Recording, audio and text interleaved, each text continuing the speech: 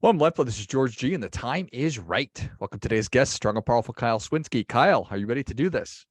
Yes, I am. Thank you, George. All right, let's go. Kyle is the CEO of AMOpportunities. They're an organization creating educational experiences like research internships for healthcare trainees and other services, advancing the next generation of physicians. Kyle, excited to have you on. Tell us a little about your personal life, some more about your work, and why you do what you do. We're going into 10 years now of AM opportunities, and I like to think of it as my passion. I got my start helping international students about 15 years ago as an undergraduate student, and at the time, it was all about getting into medical school. I realized at the time that there were other things going on, such as helping international students, where there was such a demand point for getting international students into the U.S. healthcare system that I thought, let's take a year off and build a business. And really, it naturally took off into this business that helps international healthcare students get into the United States for their healthcare training. The cool thing about the passion is that it was originally and still is an access problem where traditionally international students had difficulties coming into the States because they had to find opportunities.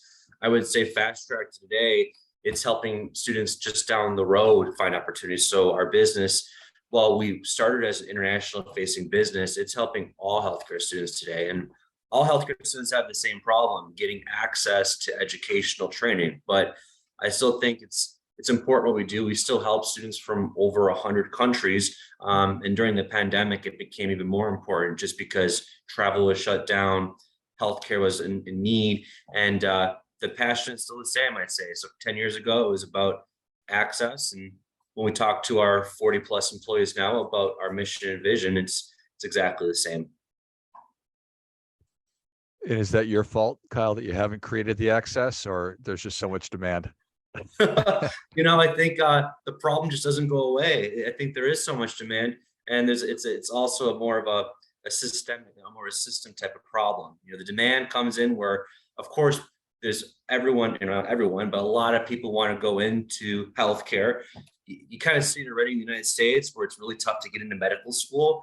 Just put that at a macro level. Just as tough to get into medical school, it's just as hard to find access to healthcare education. Which from the outside looking in is confusing because I believe we have a shortage in a lot of the important areas. Right?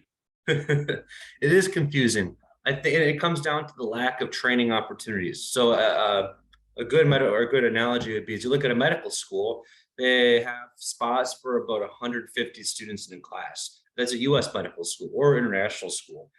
Those 150 students, they have to go and learn what life is like becoming a doctor or a nurse, which they call clinical hours. So you go into a hospital, you go work with a clinic, and you have to do this for X amount of hours. For medical school, it's 2 to 3 years. For nurses, it's about 180 or something hours. That changes. For physician assistants, they have their hours. And what you find is that with virtual learning, online classrooms, and new schools building, the demand and the amount of students in the classroom is outpacing the amount of clinical training available. And you got to think with the pandemic, when there are more patients in the hospitals were closing down because they also needed to allocate space to other areas. That shut down a lot of training for students, which already were having troubles before the pandemic. So when you have international students that need clinical training, US students that need clinical training, all different types of healthcare trainees, it really becomes something where, yeah, there are shortages, but these issues are actually what cause the shortages. Where, if every medical school actually had more clinical training, they could accept more students into their classrooms, but they have to be selective. They have to turn students away because of that bottleneck right there. That's fascinating. It makes sense that medical schools are selective. I want my doctor to be the smartest human being on planet Earth or wherever human beings exist. But that's really there's that, and your assertion is that there are plenty of other people who are perfectly capable of becoming doctors, but they aren't able to because of this bottleneck of a lack of clinical spots for training. Exactly. Got it. And so you recognize this problem, and the solution is? The solution is at scale, creating more training opportunities, creating better ways to provide access, and being the going in and explaining to these health systems how important these students really are. Because there are places that have less training, rural care America, and a lot of hotspots that it's not just because they don't want to train. A lot of those doctors and healthcare professionals want to train, but first, students don't know about them. So it's creating training in places that just never students couldn't find in the first place. And then it's faculty development, getting doctors to teach the first time and getting them to join the network. So for us, and we have roughly about 500 live training sites around the country on our platform that all are providing us different types of training, different specialties, different locations, different types, different requirements. And at scale, we're able to provide that to learners in many different shapes and forms. And that access piece is not just through the business model itself, but also the technology that allows for students to find exactly what they need, as well as their schools who they can do what they can in their own, one school at a time. But say one school in New Jersey needs to send students to the state of Ohio. New Jersey is really focused on New Jersey, or the country of India is focused where their school is. We're able to help those schools, those students get into different states, different locations, while their school focuses on their home court. Got it. And now it's starting to sort of make sense to me that the physician who's been a practicing physician or medical professional for 20 years, this would be a wonderful person to be able to learn from. But that doesn't mean that they can teach 500 people. It doesn't mean that they want to take on that responsibility. Is that part of the problem? So it's yeah, part. Yeah, I mean, a typical doctor may be 3 hours away from the nearest healthcare school, and they may not be part of a teaching hospital, but they want to teach, and that's a perfect teacher to join our network. Or the teacher that is at, say, Johns Hopkins or Harvard, that's teaching already, but they want to teach even more because there's opportunities for them to get more students in. So really, it's just creating more scale and finding opportunities in all different areas. And at scale, it allows to really bring the solution forward. So how does it actually work? Do the people So go to these places? exactly. So our we like to call it software enabled services because service is really what we do. Students come to our platform or a school, they'll find the rotation they need or rotations, they'll sign up, and really we're there before, during, and after in terms of student services. So a student would come to us or their school, and right away our staff help the student set up their experience, attend their experience, and then when they leave their experience, a lot of times they need a letter of recommendation to advance in their career, or a letter for credit, so that they can transfer this to their school. We do all of that for the students and every school that we work with, so that it really just continues their education and they can go on and become the physician they'd like to be. I love it. Is there a typical length of time for a rotation? Yeah, usually they're 4-week blocks for medical students.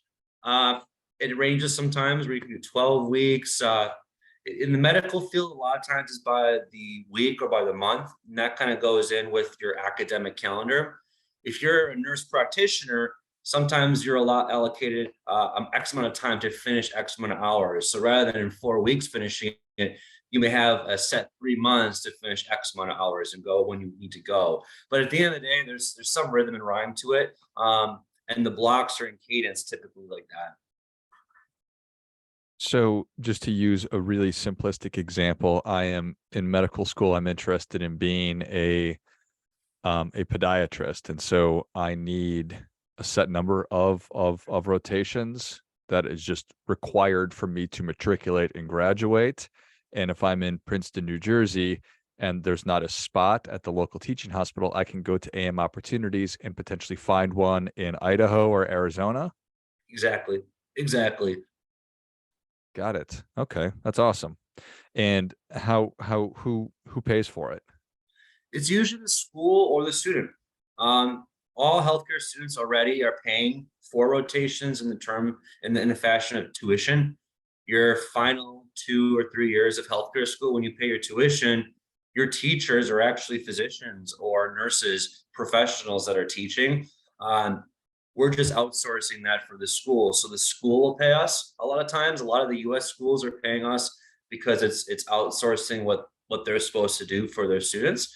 And then the students will pay us. And that's because the students are doing it outside of their traditional school, and they want to do this to augment their career. And I mean, really, it's a big thing for international students, especially. So 27% of all US physicians are internationally trained. And to stand out when they want to get a job here, they really need those letters of recommendation. So to them, paying out of pocket makes a lot of sense because they're paying for something that really puts them ahead of the game. And that it's really about adding things to your resume. So good question. It's the student and schools that pay. But at the end of the day, where this goes in the future, it really should be the system as a whole that pays, because you brought up the main point. There are healthcare shortages. So when we approach a hospital to train our students, we're constantly trying to negotiate to bring the costs down to the student school, the closer we can get to them hiring that professional, because we all know that health systems are paying a lot, short-term and long-term, to attract talent, to address workforce challenges. And in the near term, they're starting to realize more and more that investing in education and training is really the long-term strategy. So we spoke again in 5 years. I would love to tell you that healthcare systems are paying for this, and that everyone that trains is getting employed to continue the cycle. Yeah, that certainly does make sense. Um, Even greater sense that if I'm a healthcare system that has a need for nurses, if I were also able to design the curriculum and give them the training that I wanted them to have, I could then have them work at my healthcare system. It would be a virtuous cycle. Exactly. So what have been, obviously, I don't know how many companies like AMOpportunities there are out there, but I imagine you were one of the first that's trying to do this. Maybe you still are. What were some of the big challenges to getting adoption, getting it started? Say travel was the first one, really building up our visa services and helping students really getting into the country. Doing it 10 years now, it's really become that's not as big a problem. I think the other problem is really just convincing health systems to train more, because I mean, physicians, nurses, they're busy, especially during the pandemic, and the burnout is real. And convincing physicians to train students at more sometimes can be difficult, but the value proposition is really strong. So I'd say like the greatest challenge really is sometimes building the training itself. And that's where it really comes down to the value proposition, which is the workforce challenges. And sometimes I'd say that the third challenge at the end of the day too is more, aside from the travel, finding the sites, I think it's also finding the right sites. So a big issue right now, maybe OB-GYN or pediatrics. Students are having a lot of difficulty finding some of those types of specialties. And it's really, even the schools that you would think, oh, that's a famous school, they have those. They don't have those rotations right now sometimes. So I think the biggest challenges all at the end of the day are about getting the students the training they need, because if they can't get that one rotation, it puts them a year back from graduating. And that puts our workforce shortage front and center. How frustrating. You know, Like literally, if I'm you were to make the investment of going to medical school, of time, attention, and money, and your heart and soul into it, and you're being delayed just because you can't get a rotation. That would drive me freaking crazy. there is hope though. I mean, the hope that I have is in the last 3 years, even through the pandemic, we grew each year in terms of number of students we helped and number of sites that we managed. And you don't think that that'd be a shrinking time, because that was when healthcare systems were closing their doors, students were not traveling, we couldn't fly anywhere. But just the sheer demand and the sheer need, it gives me a lot of hope actually, because I think that there's a lot. I don't like to think of it as light in the tunnel. I just think that it's getting better and better the more that people see it. Yeah, it certainly does make sense. But just because something makes sense, Kyle, doesn't mean that it's always going to work the way that we want it to. 100%. How have you run into political headwinds of like immigration issues with one party says we don't want any people coming into the country, anything like that? We have, and I think one of the nice things about doing this now for 10 years is that we've seen a lot. When we started the company, there was a lot of things going around the world. 4 years ago, we had ups and downs too, and the pandemic, and just what we have seen is that healthcare, education, and they're kind of at this not just recession proof, but also in the way that we know we need healthcare education, and even from the perspective of bringing international doctors in the United States, we do agree that's really important. There definitely have been issues before, of course, when we aren't allowed to travel from one country to the other, or currency issues have been sometimes an issue where the dollar right now is very strong in a lot of countries. That's always going to happen up and down, but we always will need healthcare. We're always going to need training, education, and those two industries, they can't fail. It's more about the short-term issues. So when the pandemic started, the first month of the pandemic, the business went like this and shut down for about a month in terms of things, but we introduced virtual training, and things by July were back to the best in over 2 years, because as soon as we opened the doors to a real need, everyone came back in. So it's a good question about the things that can hurt us, but I always find hope in the fact that there'll be the ups and downs, but it's kind of like this, kind of going up and up and up. Are standards, and I don't know if that's the right term or not, are being able to be next to a physician physically is probably invaluable, but it's also amazing through new technology coming out that does make the experience virtual. How is that trending, changing? It's opening doors. It's allowing for more access to education and augmenting education, but there are still core educational outcomes that you need to be in person for. So in virtual training, the way we do it is a student would join on the laptop, do the learning with the patient and the physician, who would be in a different room, whether the physician's in a different room than the patients, or patient, physician together and student in a different room. And after the patient, student, and physician are together, they get out, and that's when the physician would ask them questions and make sure they're learning the material.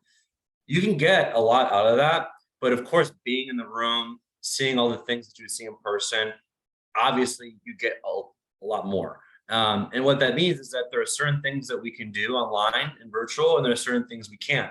And what we've seen in the accreditors and the way schools have been doing it, things that require bedside manner, being next to the bed, or how to speak with the patient, directly face to face, those things are still required to be in person. But there are certain things early on in medical school that really are just about getting, the basic science, things like that can be virtual. So in a lot of ways, it's helped us, because some education now is shifting virtual, and it's allowing more people to do it.